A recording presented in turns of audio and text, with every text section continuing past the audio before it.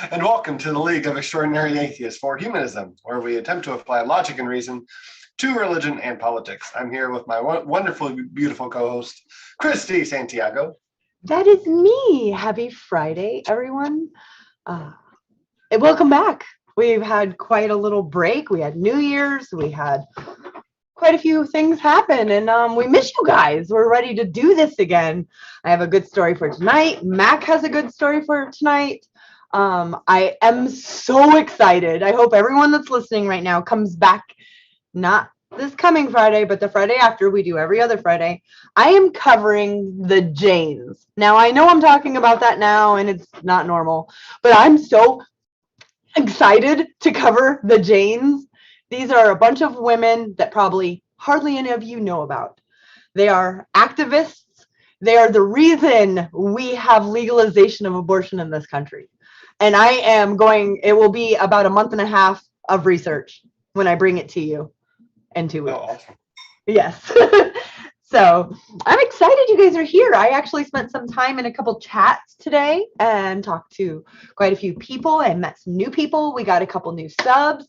I was hoping I would see one or two of them throughout the night pop in here. I told them I would call them out. So if I do and I randomly say hi to someone we haven't seen before, it's because I was out being a social butterfly.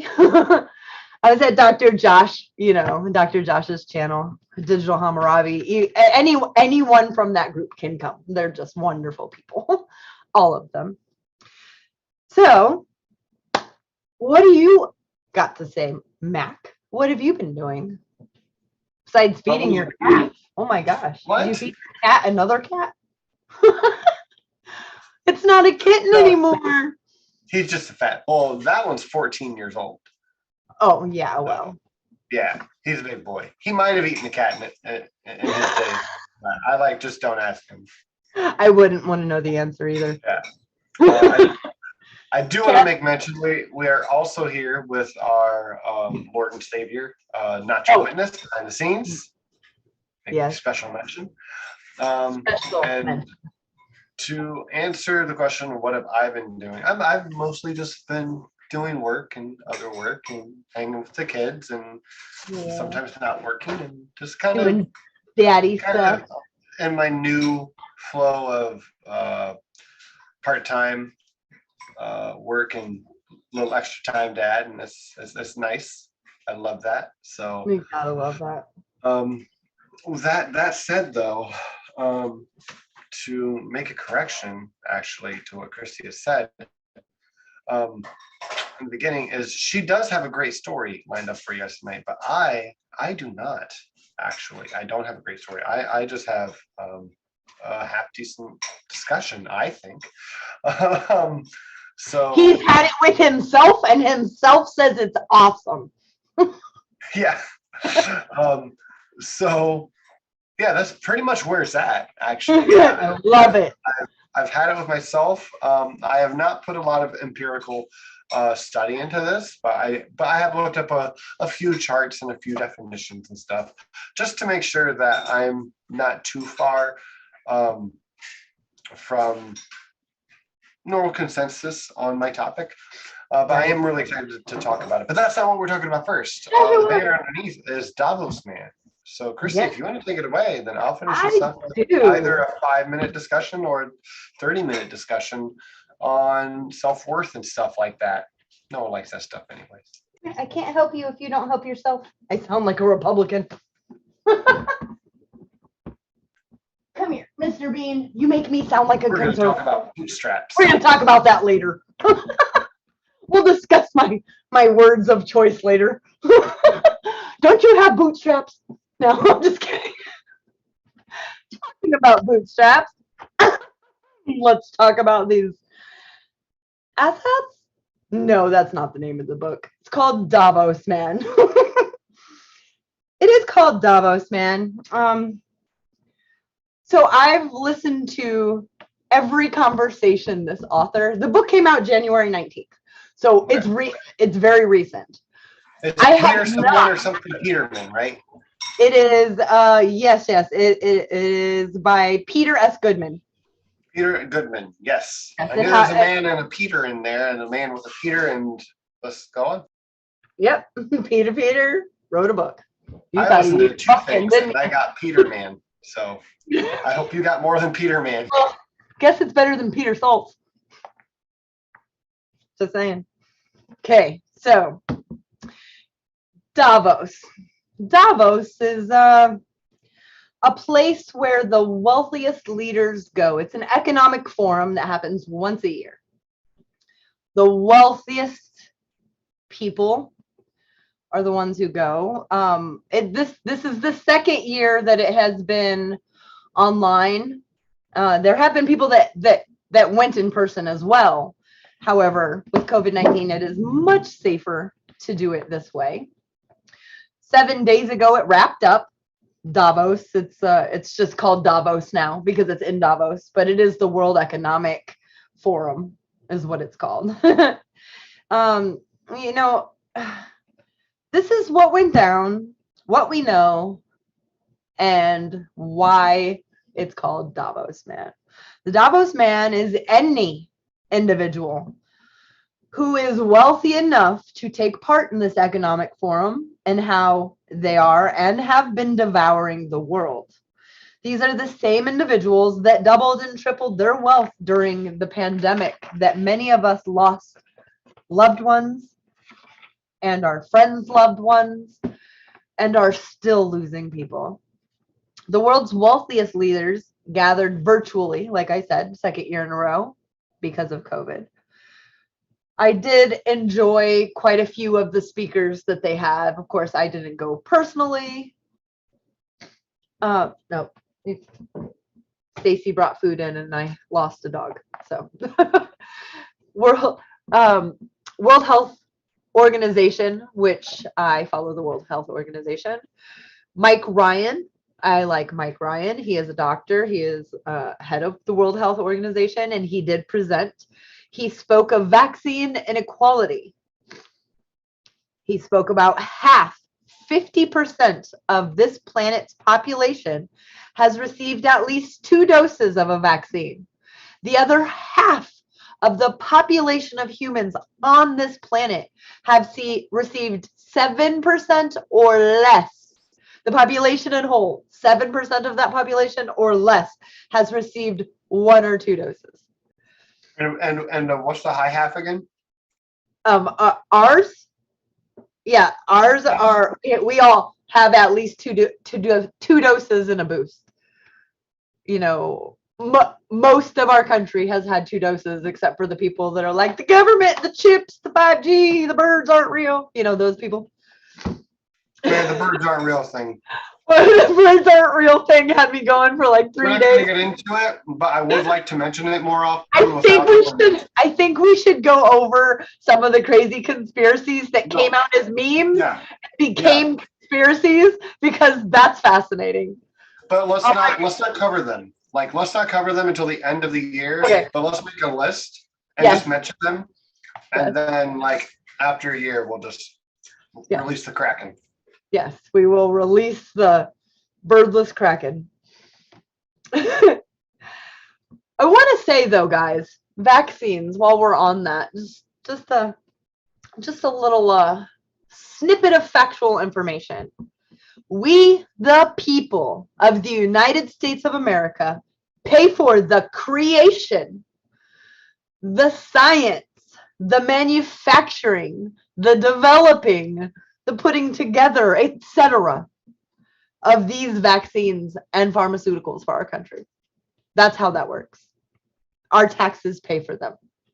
But the big pharma, we'll just call it big pharma because it just makes it easy for people to understand who I'm talking about. They will only help the nations that will write a massive check for said medications and vaccines. So that leaves the countries who can't, South Asia, Southeast Asia, almost all of the African continent, and many more smaller nations who just cannot afford this vaccine. And how arrogant of us to say, well, if you can't have it, well, if you can't pay for it, how do you fucking think we got the Omicron variant? because we didn't vaccinate everyone. This is how variants happen. I could go way into that, but everyone here is smart enough to understand what I'm saying. Let's talk about Cuba for a second. It has nothing to do with Davos, but I'm just so proud of their medical everything. Cuba is working on their 4th vaccine. The intellectual property of all 4 vaccines is free for the world to have. So here's how we did it. Here's our published papers and all the peer review. Go ahead and make it for your country. Do we do that? No. Although ours is already paid for by taxes. Why don't we ask the people what we'd want? I don't want the Omicron. So I want people across the world that might travel or have tourists travel there and come back, not bring the Omicron. So means everybody getting vaccinated as fast as possible. And that's not what's happening because of the ducats. So Viva la Cuba again on the medical. Intellectual property. That's such a smart sounding thing with so much bullshit behind it. That's a whole nother story, but I hope you guys understand that intellectual property when it comes to healthcare should never be a thing. It should never be private. It should be public because healthcare is if there's a pandemic, it doesn't matter what country. It's going to spread. We should all work together. Science and scientists really don't have the problem that countrymen of nations do. You know, you go to the International Space Station, you're people from every nation up there working together, and there's no reason that people can't do that when our scientists here, especially making vaccines, are so excited about what's coming out of Cuba because even our country would never, ever use any of this. However, it would be a nice place to live where scientists of any nation, no matter the ideology, could get together, and ideology has no place in science. So here's what we know. Here's our intellectual property on how we made these vaccines, and you have them and you show us ours, and let's come up with an even better one. That's me being a dreamer, I know. Another speaker who I enjoyed, I will get to the Davos Men who I don't enjoy. I don't know why I did that if I don't enjoy. Well, because I'm it makes sense. And I'm silly, so whatever. Dr. John, I'm going to pronounce his name because I'm going to give it my best. But I'm going to spell it first so you guys understand. Nkengasong.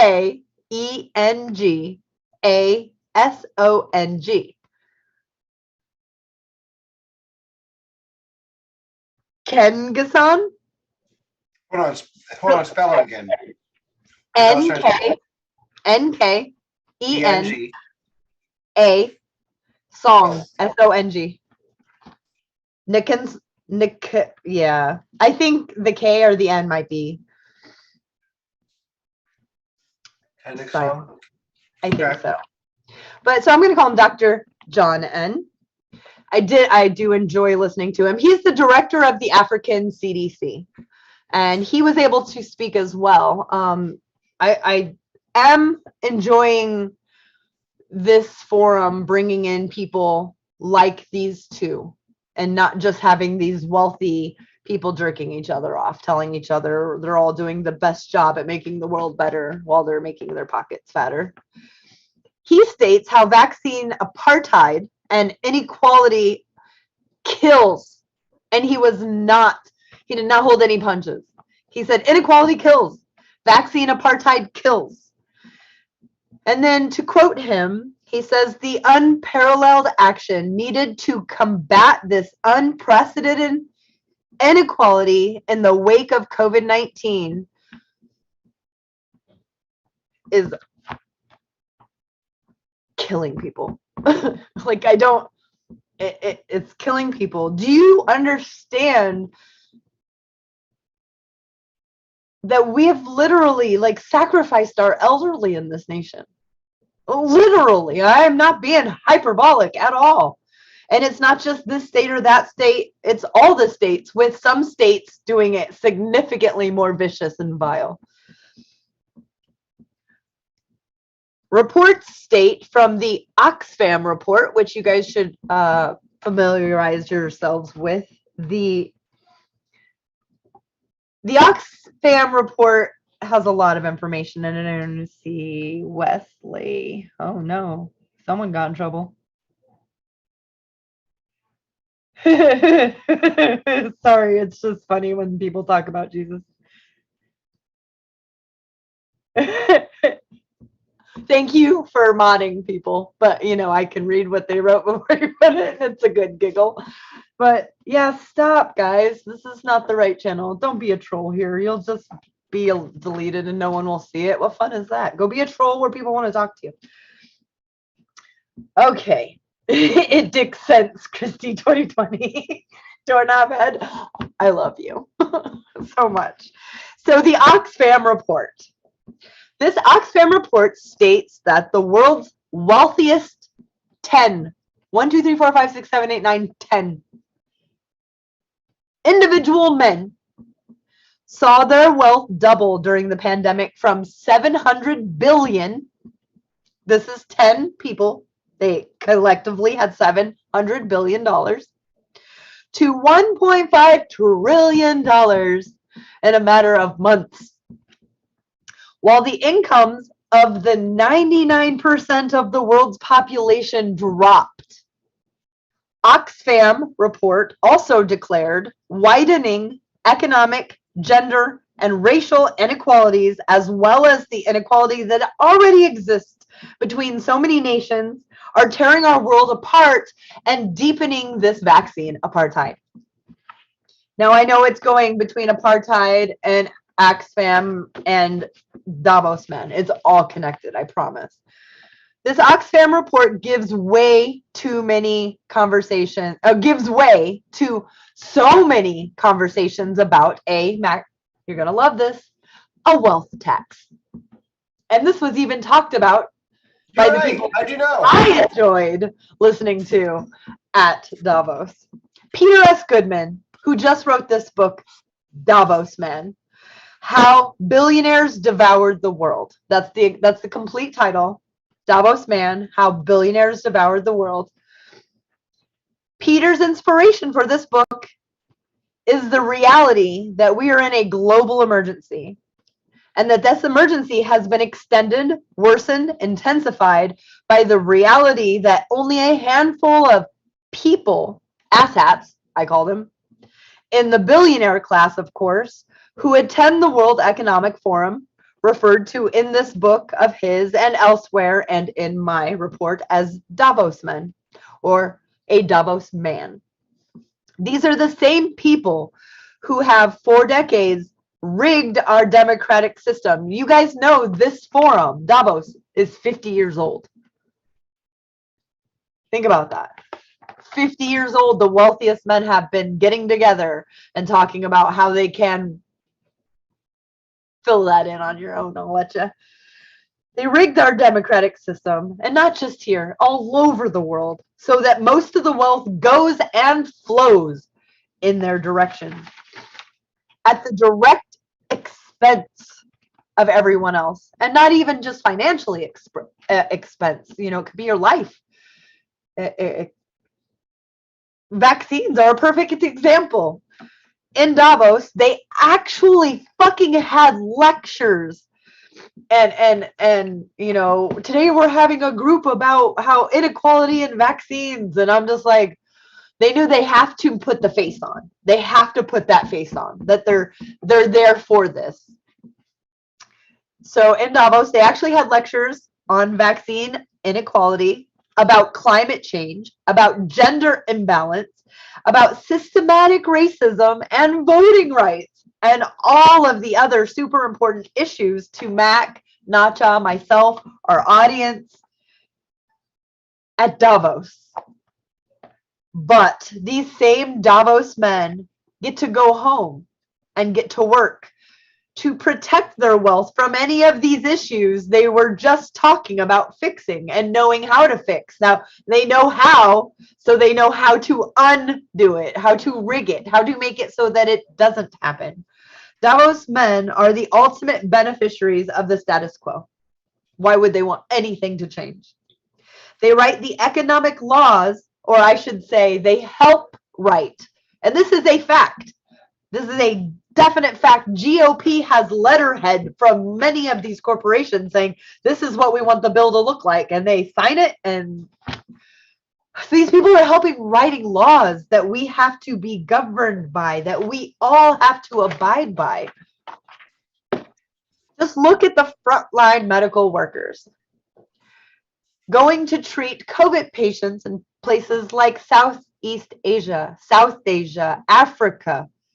Well, here in our first world, not just here, all of the first world countries, we are talking about getting our children their boosters. What that right there says so much to me. It's just, a human is a human, a child is a child. No one is worth more protection than anyone else, and that really pisses me off. They talk about these things there, and it's like they're all a bunch of chickens cawing, and the one thing they won't talk about is taxes. Because, right, okay, so we'll get to that. Because that says so much, it shows how our country has accepted one of the key talking points straight from the Davos man themselves. Quote, we either affirm the system we have, where pharmaceutical executives sell their vaccines to the highest bidders, monopolize the gains of publicly financed research for their own benefit, or we live in caves and we go back to Ooga Ooga. Like, that's literally, there's no other options for them. This is it. This is a catastrophe for all, not just developing nations. You know, like I said, how do you think we got the Omicron? I want to name a Davos man. In his book, he names 5 or 10. He said he could have gone on to 20, and it would have all been just about the same story. So Mark Benioff, his net worth is $10.4 billion. He is the CEO of Salesforce, an enterprise cloud computing company, and a member of the board of trustees at Davos. Of course. A quote from this I'm sorry, not an asshat, he's a Davos man, is, quote, CEOs are the real heroes of the pandemic. I take that back. He's an asshat. Oh, he went on to brag about getting PPE from his personal connections in China, distributing them to the frontline workers. Saved lives? Sure, absolutely. Absolutely. How did it not? But, people, shouldn't we be asking ourselves, why are we the people dependent on tech giant bros in Silicon Valley, in the wealthiest, most powerful nation in the history of mankind? We're waiting on someone to be kind to us, is what it is. When we, the people, in our Constitution say that we're the government, if only we participate. He did this to outfit the front line, you know, and if we're in the wealthiest nation, why do we need to wait for these donations to outfit the frontline workers? I just don't get it. He also bragged, and this was in 2017 at Davos, that he threw in 10 million of his own money to fund a ballot initiative in San Francisco to increase services for homeless people. Okay. However, same as that. Hold on. I just want a caveat. Please, I'm sorry. I didn't want to interrupt you. But I gotta go back. I think it's important to point out, whenever we talk about the homeless situation and services for homeless people, the things that they're lacking the most is homes. So, It's homes. And when we provide them with homes, it is less expensive by almost 50%. Yes. Um, More in many places, because they get preventative health care and preventative dental and preventative mental, which saves so much money down the road. So yes. And remember, it costs to paint them as criminals and charge them and house them that way. Yes, it costs more. Well, So, think about it. If you can put a man in jail or prison, a jail gets between 50 and 70,000 per person per year. Those people that go to jail don't make that in a year. They don't make that in 3 years. Right.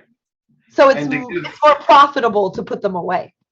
And to give someone a housing like a tiny house, just something minimal that is actually housing though, it costs less than $18,000. Yes, it does, with their own bathroom, their own sink, their own kitchen, their own door, their whole house. Yes, I love it.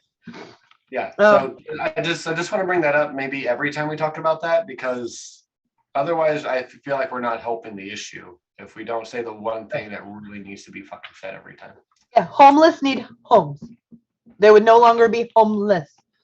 Yes. So even though he gave 10 million of his own money, remember he's worth over $10 billion. His company, Salesforce, has paid $0 in federal taxes, more than once. So it says a couple times, and this was a couple years ago. Another check was a few times, and this is on his billions in revenue. So I don't care about your 10 million. That's like you dropped $1 out of your pocket. Like, I really don't care about it. Fuck your dollar is what I have to say. These 10 people that he talks about in the book, he'd go on to discuss if they really wanted to fix this world: hunger, housing, sickness. Those 3 things, they could do it in a day. They could write out what they were going to do, and they could have it start happening. And then within a 30-day period, have hunger be gone, homelessness be gone, healthcare never be an issue, and they would all still be multi-$100 billionaires. That's disgusting to me. I don't even have a word for it. That's why all that happened. My body was like, that's not a word you want to use. It's worse than that. All over the globe, we've seen right-wing groups demonizing immigrants, demonizing the other, as to why people can't have health care. You can't have nice things. You can't have housing. You can't have free stuff. They don't think, oh, we pay taxes, it's not free. But of course, they want that. So why people could, in the past, make a living with their hands, none of these jobs that reside or that working with your hands, a carpenter, if you will, a father, he's a carpenter, he has his own business. He was at a time able to make enough to pay for everything and his children's tuition to college. Now, I'm not saying we should go back in time. However, Eisenhower, a Republican, had a progressive tax system. And at the top, which if I did it, I would do it at 1 billion. At 1 billion, 98.5 of every dollar after that goes back to the government. That way you guys can say we're Americans, we get billionaires, all that stuff. Fine. But 130 billion? No. So Eisenhower had it at 97%, a Republican. And we had all these programs coming, our infrastructure. We have bridges falling apart today in this country, people. Bridges that haven't been they were built when FDR was president. Anyway, that's not. And now Jeff Bridges is falling apart. Sorry. I like it. These jobs working with your hands, you know, in the past that people had, they will keep that cycle of poverty today. It's not a good way to make a living. And I'm not saying that it can't be done. There are people who are carpenters who have their own business and make a great living at it. They're extraordinary at what they do. But just to get in, if there's not apprentice programs, which we're trying to get, a lot of states are getting, but they're not prevalent everywhere. That cycle of poverty is something that's contemporary. It's right now. The inequality and right-wing populism create vile opportunists, as we've seen, who always demonize some other groups, whether it's the immigrants, whether it's this, it's that, it's someone else, and are able to win elections, as we've seen across the planet, by making people fear what they see with their own eyes happening. So you guys, you see this devastation happening. Well, now you have this leader saying he can do something about it, because here's the problem. It's these people. Don't pay no attention to the millionaires behind the curtain is what it boils down to. We saw this here in the US with Trump's election, and all of the Marjorie Taylor Greenes elected to either federal or local offices all over this country. Also, to a very large degree, how Brexit happened.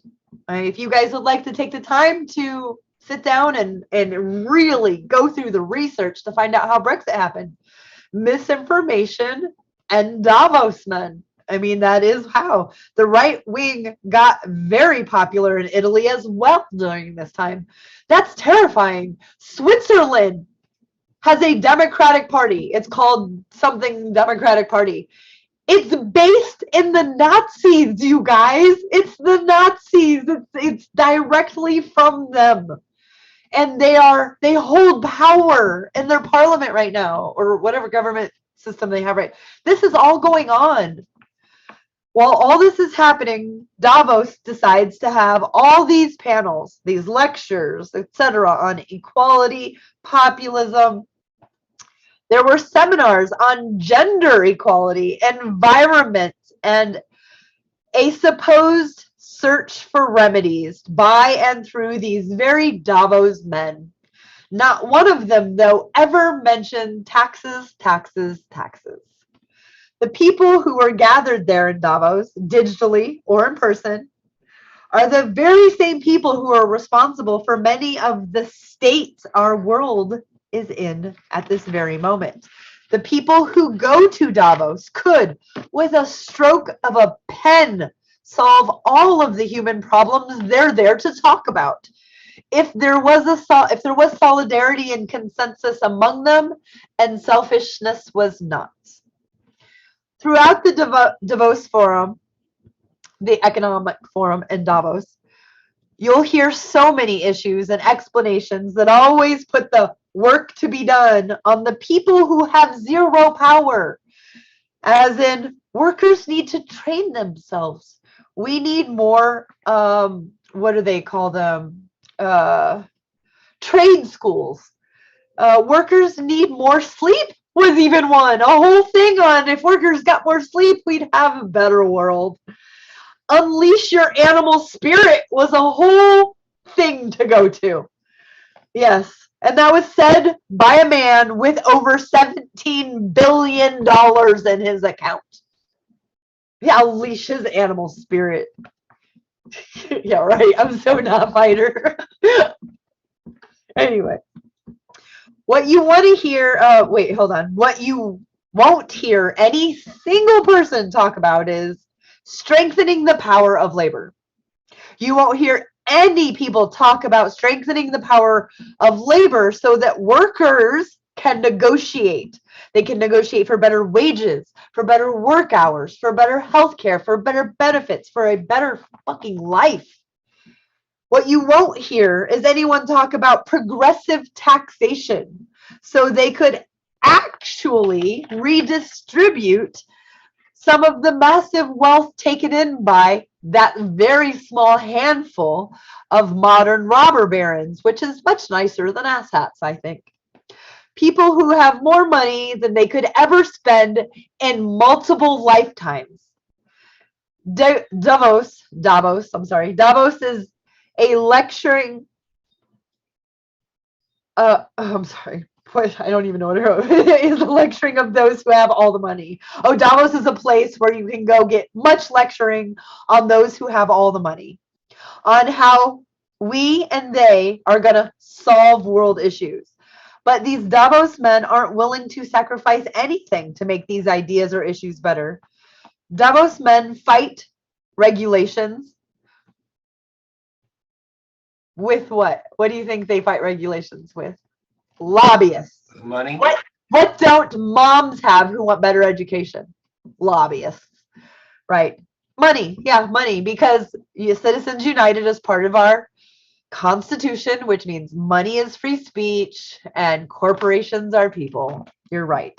So these same Davos men go to this, they get all hyped up about how they're going to do all this good in the world, and then they leave and they use their lobbyists to fight regulations, to fight taxes, and to fight workers' rights. And workers' rights, I mean, Bezos spent 147 million or more on anti-union when he could have just broke that up between the workers and not had a union at all. Like, oh, you guys want a union? Here's a whole bunch of money to help you out. Like, I don't understand why you would fight that with more money than you would have had to spend for the people. It doesn't.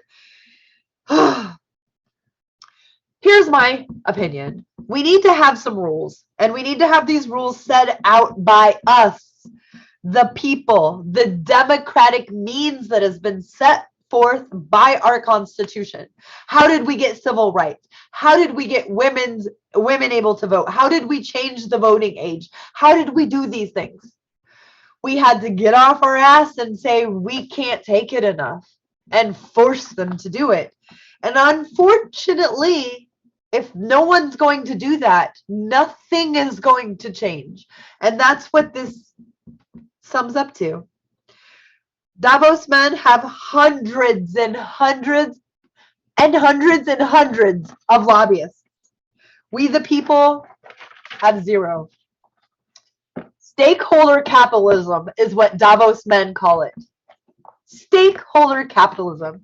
They said the days of Milton Friedman capitalism is dead, where the wealthy at the top trickle down. They know at Davos that trickle down doesn't work.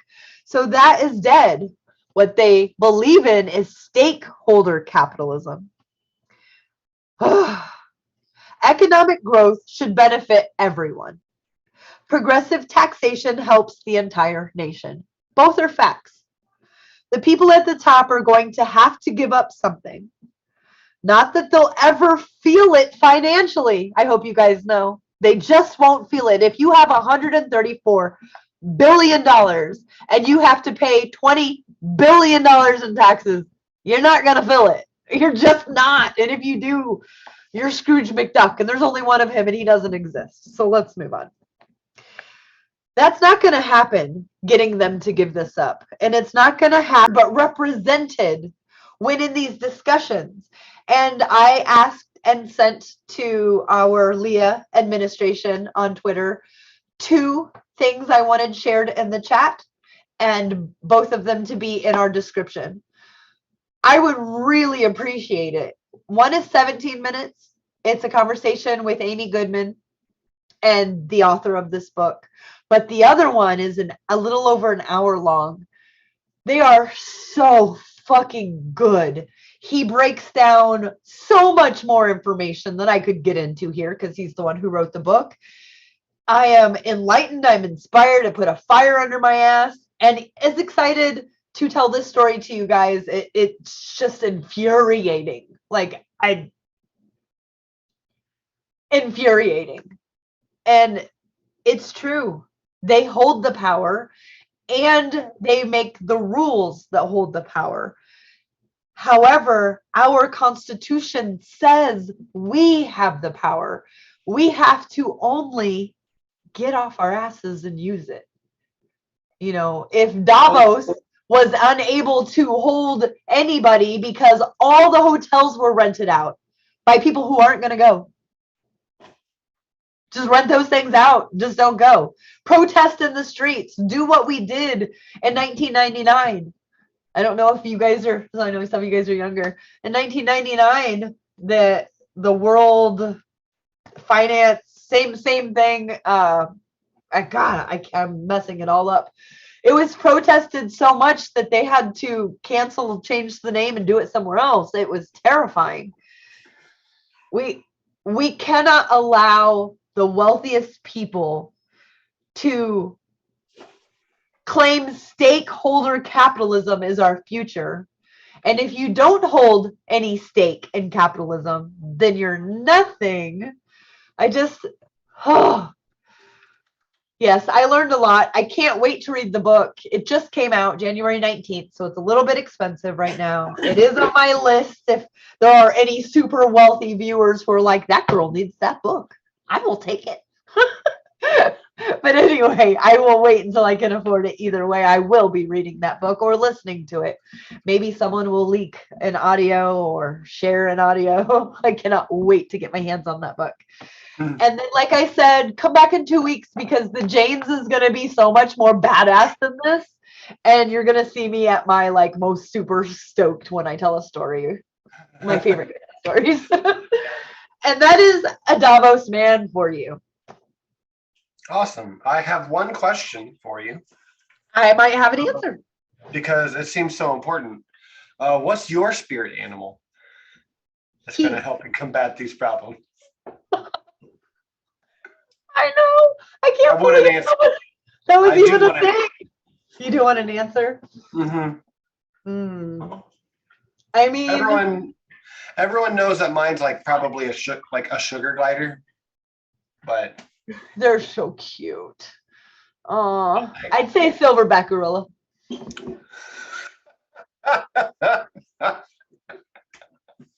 Hands down. Or a bonobo. Bonobo.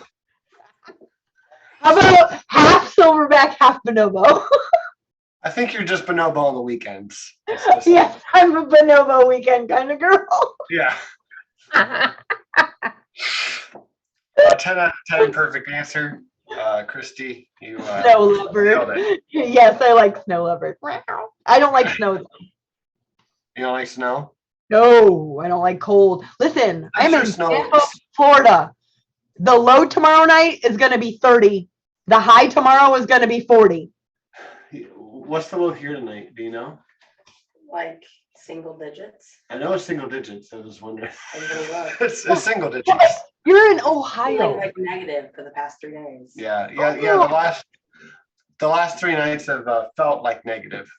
Do you sleep in multiple layers, 3 pair of pants and 2 pair of socks? And okay, I would. She does. I try to take off a little more clothes to try to get that skin contact.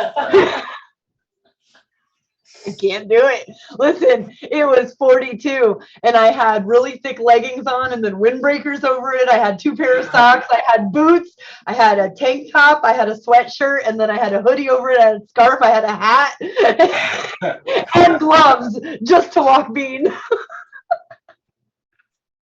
Floridians look like Eskimos right now. It's hilarious. 19 is the high tomorrow. Yeah. Tonight's low is 0, and tomorrow's high is 19 degrees. Woo! Okay, fine, you win. No, we don't. No, we lose. Pay attention. How much does it cost?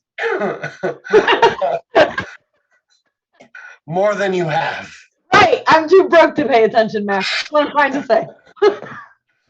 All right. Cool. Oh, real quick, thank you everyone in chat who has showed up.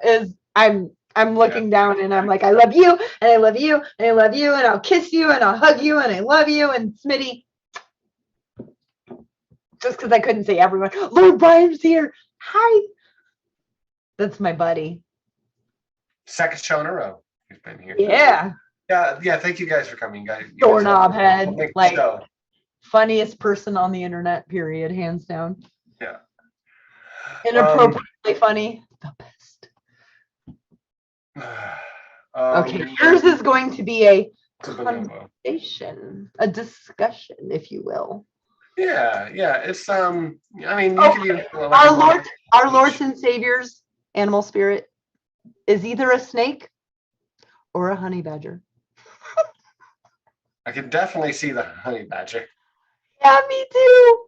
I could totally see the honey badger. They're so cute, but aren't they vicious? I don't know. Isn't Nacha? No, he's just a little tiny, very, very tall sweetheart. Like really tiny. He's not tiny at all. Or maybe, yes. Okay, honey badgers are nasty and super smart. There you go. But nasty in a good way. You're that type of you're a honey badger. I don't know how to even do Honey that. badger. That's like sweet nasty, isn't it? Can we get switch topics? Let's go into the Lord has spoken. Yes. Okay. Moving on. Who says that as a segue? Oh, John Oliver. Got it. And moving on. And All right. So labels, hobbies, and self-worth. Oh my. Yeah, I thought this would be a fun talk tonight. Just because I was kind of struggling to figure out what to talk about this week. And not because there's just too much going on for me. No, I'm paying attention. I wasn't paying attention. I was listening to some other stuff. I spent you're being a daddy. one day at work just kind of listening to music. And yeah, being a dad. I just got done talking to one of my students about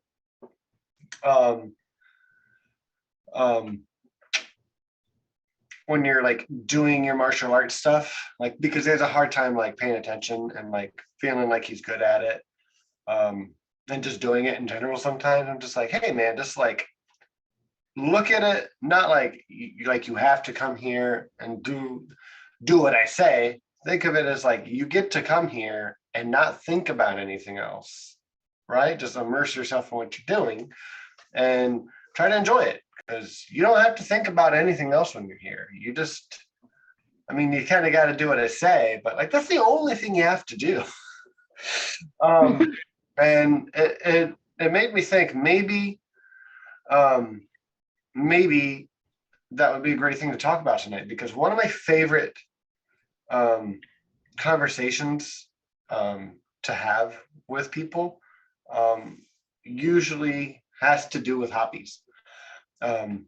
So I'll back it up a little and tell you, and I think I've said it before on stream. So if you guys can pass it on a little bit, I think it'd be fun, and you'll be a little bit surprised by the responses that you get just by asking this simple question and follow up. It is, ask people at work. It's the best place to ask it. What do you do for a living? And when they give you the eyebrow and like you're looking at it with some disdain, I'm like, no, this shit will kill you. What do you do for a living? Like, do you have any hobbies, or or like another job you like more? Yeah, the YouTube channel. Because I've gotten like a handful of really awesome answers. Like, actually, I always wanted to be a teacher because my aunt, who's passed away now, she was an English teacher, and I really respected her, and I really do love English and this and that, and like you learn more about a person about what they want to do and why they want to do it. Like they tend to be really open about what and why, and it's a really beautiful thing. And another one of the answers that I got that I thought was also really cool is just someone who works receiving where I work just wants to be a mechanic, and I was on him about it for a while. Like I didn't mean to just like nag him, but like those days where he's like at work and seems to I grew up in an auto body shop. Yeah. Yeah, it's my stepdad. I mean, I it's always concrete, polished concrete floors, massive.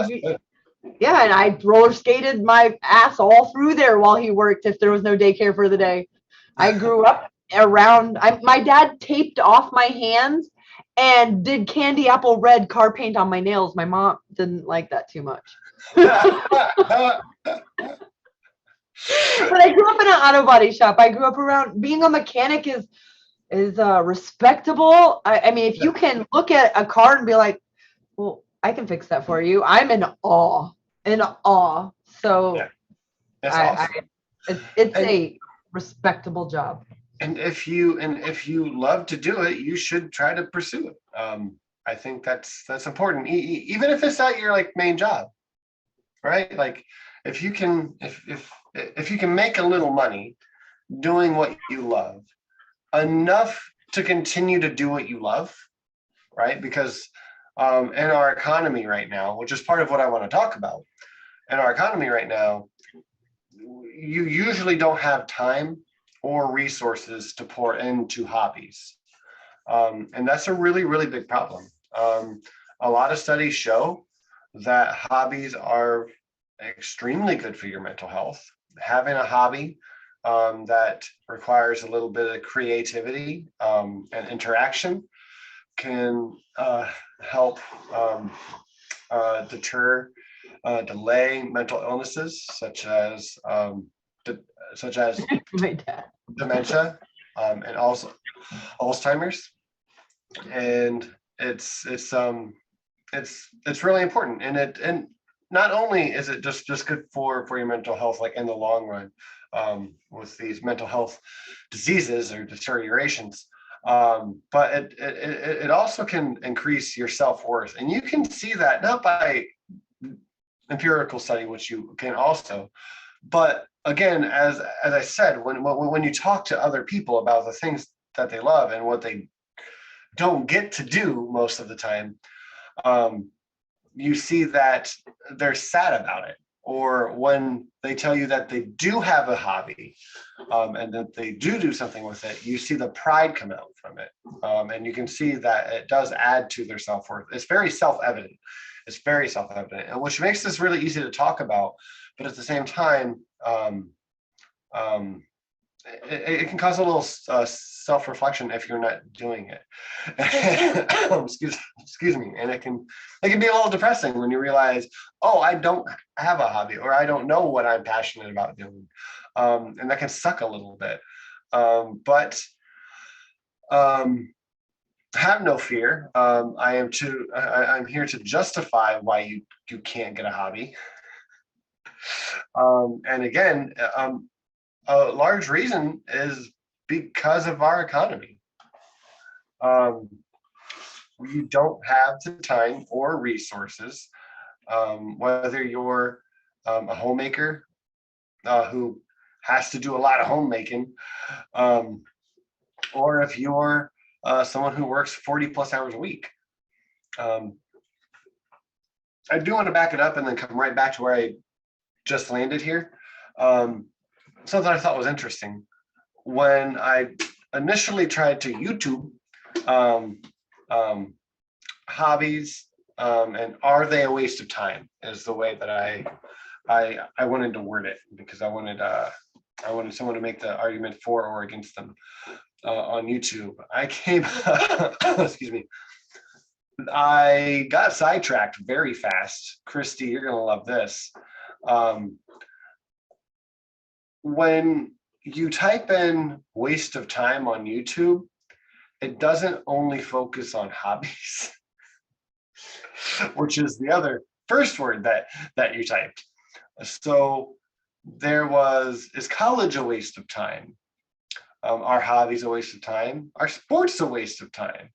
Is marriage a waste of time? And so on and so forth. Oh, yes. Hobby. Crochet? Hobby. Hobby. Keep doing that. I'll be right back. Bag is just hats that I've crocheted. I just crocheted a hat for a neighbor who has a little baby, and it's so cute. It's in the living room. But I mean, anyone want a beanie? Just tell me what colors you want, you know? Send me your address and a stamp. They're really light. I will tell you, and also hobby. Yes! Crochet hats are the best. I did this. It was Love it. very, very fun. Also, I hate choices. So so I picked a yarn that has multiple colors. What are my favorite colors? Do you remember? Yellow and blue. Say what? Yellow and blue. Look at Yellow your and hat. blue? Awesome. Yeah, you did a really good job. That looks good on you. I threw it to. I think she's cute. Yes, time for hobbies is very hard. However, I find that I'm a better person if I'm being creative. I don't know if that fits into your story, but I also paint. I mean, I paint. Mhm. I paint a lot. Like this drawer set, which there's the lights. I made the whole little thing. I just love to paint.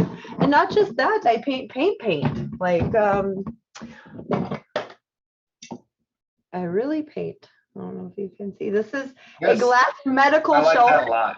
This is a medical shelf from medical cabinet in your bathroom.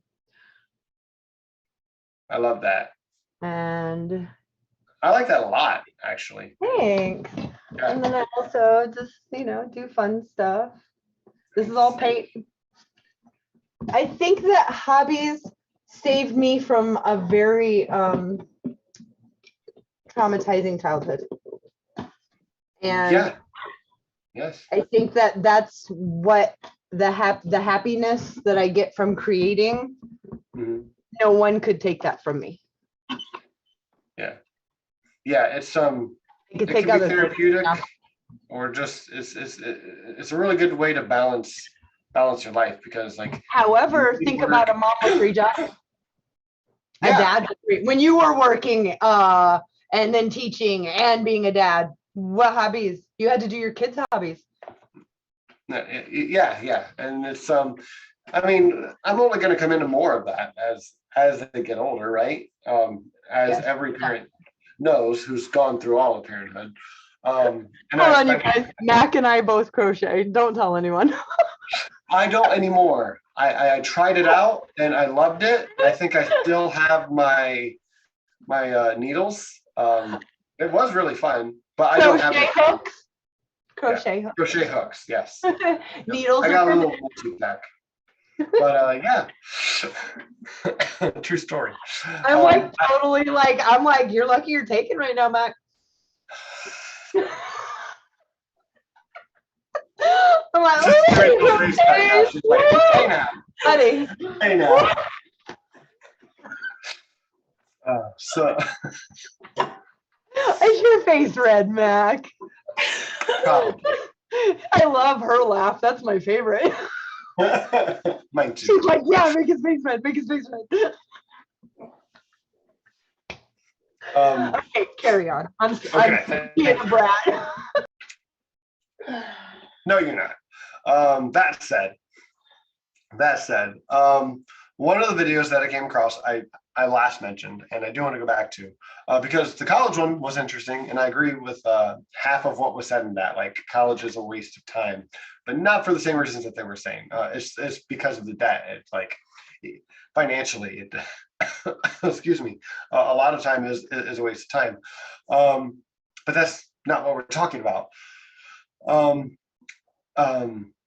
Marriage being a waste of time. I listened to a video on that by a man who was very angry at women, just as a species. Like, it wasn't just sexist. It was special. It was good, and you can tell like this man has reflected a lot. He knows what he's talking about, right? It doesn't matter if it's right, but it does matter that I listened. And I did get something from it, which was really, really important. And if nothing else, like, I don't remember if this was like 30 minutes long or what, but the man talked about that women halfway through their marriage, or I mean, I guess not halfway, towards the end of their marriage, once they get in like their 30s or 40s, they realize that they want to go find themselves, which just means they want to ride other dicks, is what how he said. And you be a good man and you take her to the store and you buy her what other color she wants, any color combination she wants, any size she wants, and you go home and you have fun. If that's what you think it means. I promise she's gonna go, that's not what I was thinking about. Or maybe it is, and you just hit the jackpot. Right? So, right. All we're saying is communicate. Yes, communicate. But he said it multiple times, because he's had multiple friends where their marriages have ended, and they said something to the extent of, I want to find myself, or I'm not happy, I want to discover who I am.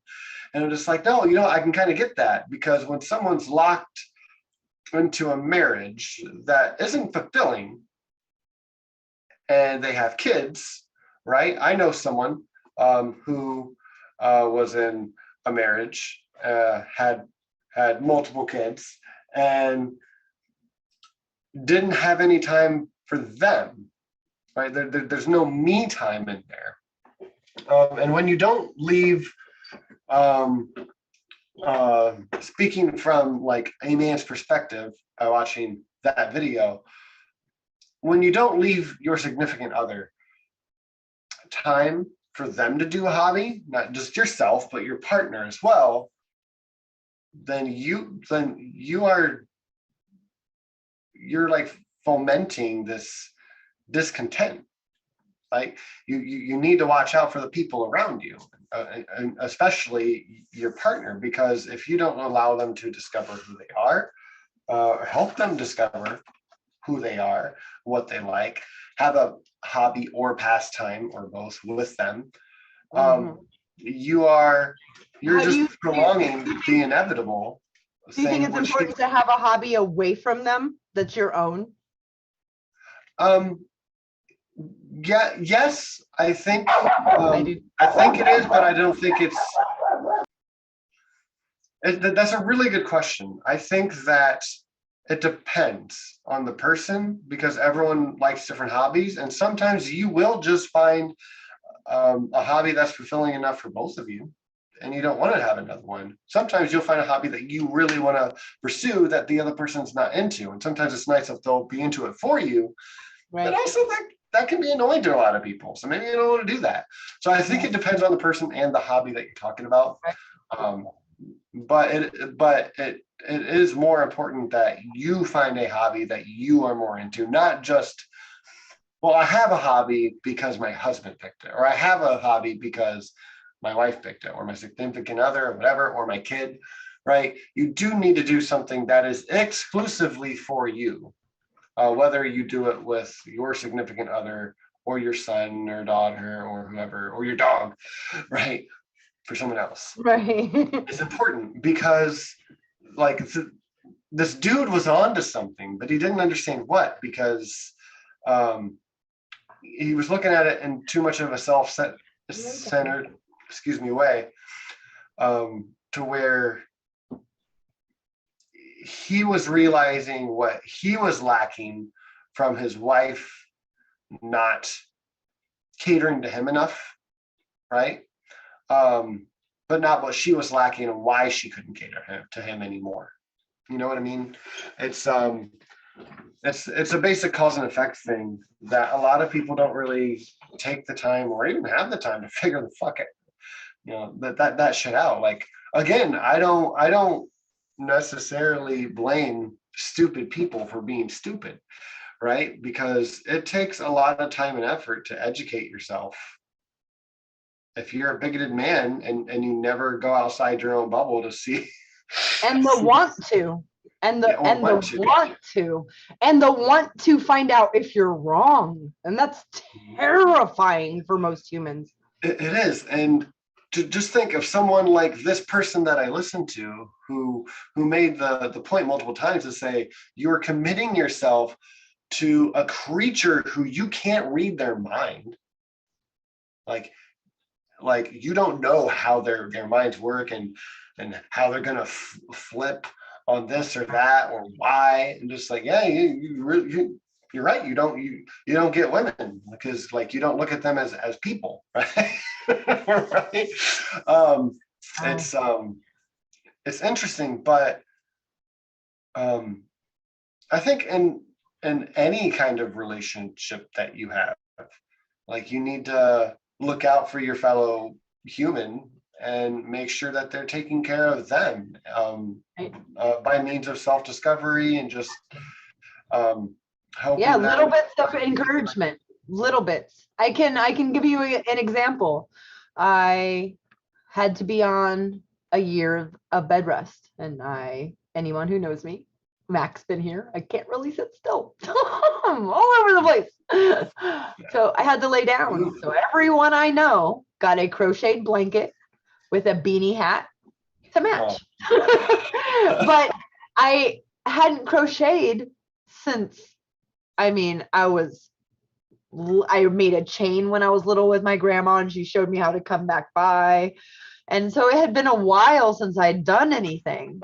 And just like, I'm going to play with this yarn. She was like, oh, I think that's a great idea. Like just that little bit of her saying that, I was like, well, I'm just gonna do it then, and then it looked like crap. And she was like, right, but you just started. So think about if you practice. And I'm like, I'm going to practice. And like my second hat was amazing because I had not just the encouragement, but like someone on my team, like kind of rooting for me, like if it was a sport, a crochet sport, like crochet girl, whatever it was. If I'm painting, she's like, I really like that. And I look at it like, do you have your glass? You have contacts? You like that? Because I'm looking at it like, this is so not done. But she is that, what you're saying, that person she's who's going looking to out for you. encourage that for me to find. I love to go roller skating, and that was my thing for many years, every Wednesday and every Sunday night. And she had to work early in the morning. So she's like, she bought my skates. I have badass high top freestyle black roller skates with 4 wheels with pom-poms on them. Like, she encouraged all of those things. And I can tell you that she is the only person that I've been with that has been that encouraging, and not like, well, is it going to take time away from me? Yeah, because I hear that and my dick goes limp. And don't you just want to slap them with it? So from here, I really want to define a few things. Okay. I want to start with, oh no, Christy's frozen. I want to make sure. Show the screen. Okay. Are we still good, Nacha? We still good here? Okay. I think we're good. I just lost Christy. So anyways, I will continue. Sorry, everyone. I saw Christy freeze and I'm like, oh no. Okay, so I do want to define a few things real quick. The first thing that I want to define is labels, right? Or I don't even want to define labels, but I want to talk about labels. And the way that I always do is that, excuse me, labels are as harmful as they are helpful. And I sincerely believe that. Like if you can determine, that you are Hindu, right? Then you can find a bunch of Hindu things to help feed into what it means to be Hindu, right? But it can also put you in a wider conglomerate of like maybe some people don't like Hindus, right? Or maybe there's certain sects of Hinduism that are frowned upon and are very suppressive, and you fall into the wrong one, and then you are kind of trapped. And it's like this with any label, right? When you, if you're an atheist, right? You try to figure out what the fuck that means, right? And there's so many people who define the word atheist or atheism. Some people try to make it into like a worldview, of which it is not, right? Some simple definition of just someone who lacks a belief in God. So you don't need to add more to it, but it helps to know what, excuse me, the label means, so you can learn whether or not it applies to you. How much you market that doesn't really matter. But learning who you are can help you learn, how to label yourself. Because not every label has to define who you are, but you can allow it to. But it can also help point you in the right directions of things that you enjoy. You can find community within labels, right? And again, helpful as they are hurtful. So you really just got to try to keep a conscious mind and like keep an open mind, but not so open that your brain falls out, right? Excuse me. So that said, that's to help you find a hobby. If you're having troubles finding out what you like, maybe find out how you define yourself and who you are. And what are other people who are kind of like you? What do they like? Start there. Then what the fuck is a hobby? Yeah. Because I have a hard time. I'm very definitionalist, right? Yes, it helps you. It helps Yeah, you. it does. It does. And I think it's important because a lot of people that I've talked to in my past, like, hey, what's something I can do in your free time? Or like, what's a hobby you like? And people say reading. And some people say like our sports a hobby, right? So I've come up with my own definition of hobby. And this is, again, to try to help anyone listening tonight who wants to take like, this definition of hobby and fucking find one if you don't have one. A hobby is an activity that you do that requires output, like physical or mental output. So reading, I would say, is not a hobby. How dare you? I know, right? It is an activity. That's actually learning. Yeah, it's learning. It's a pastime. It could also be entertainment. It can be entertainment, but entertainment's not. I mean, I've read Tolkien untold times for entertainment. Give me a beach and a Tolkien book and leave me the F alone. Yeah, and that's a wonderful, I would call it like a pastime, right? Or how do you also say in escapism? Escapism, yeah. Any of that will work, but to meet my max requirements for a hobby, it has to require output. So reading can be a hobby or a means to a hobby if you're in a book club. Being in a book club where you give output on what you've been reading and discuss it with other people and maybe try to convince them to read what you've been reading and they convince you, and you get social interaction from it, then it's a hobby. Like being in a book club is a hobby, not reading is a hobby, but being in a book club. Same thing with like watching shows. If you are watching all of the Marvel movies, that's a cool pastime or activity, right? But if you're doing it with friends and then like stopping between each one and like maybe fucking writing an article or just And I do it with my talking friends. about We it. stop in between each one. Sorry. I have to. In between each You friend. opened doors and just stood out. was and great. waited. Yeah, I left that wide open for you. Acknowledge everyone's individual talent and move on to the Yeah. next. Yeah. And yes, Native, I am all for legalization worldwide of the medicine, by the way. Go on, Mac. Yes, native. So yeah, I don't want to go through too many examples because I think you guys are like catching my drift here. But I think that sports can be considered hobbies.